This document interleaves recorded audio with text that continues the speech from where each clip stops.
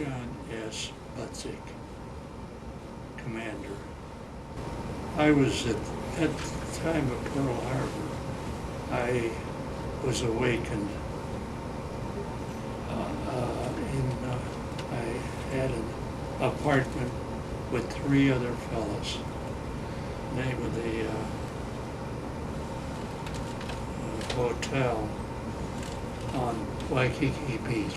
One of the other officers that shared the apartment with us. And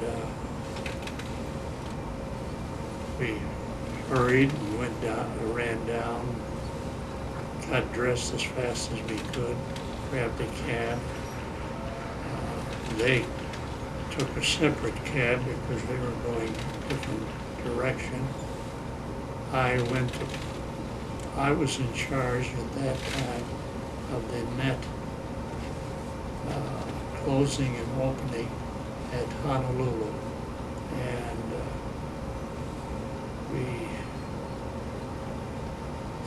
I watched the attack on Pearl. We got there not after the first attack, so the second attack was much smaller. But we stood outside and just watched it like you would. We had no big boats in our harbor at the time, in Honolulu Harbor, so there was nothing to attack. I assume the reason why we weren't, or maybe we weren't even scheduled, who knows. But we watched it. In fact, the officer next to me, that stood next to me, he was hit by a shrapnel from anti-aircraft guns. There was an anti-aircraft battery just outside of Pearl Harbor, and they were firing anti-aircraft guns without setting the fuses. We had no activity at all that day. We had no big ships coming in or going out. Well, of course, they didn't come in, we assumed, if there were any.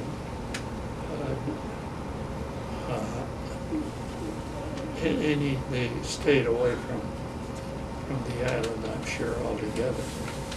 I got assigned to a 40 or 50-foot boat with 2 other officers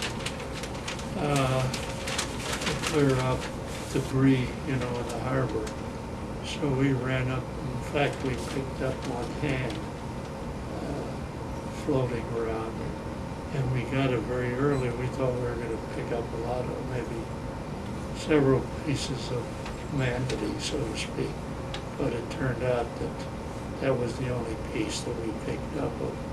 The other was, just thrash that fell off of ships or whatever. And I don't know how long we were aboard, but we were on the boat running up and down about 3-4 hours. And that's the only significant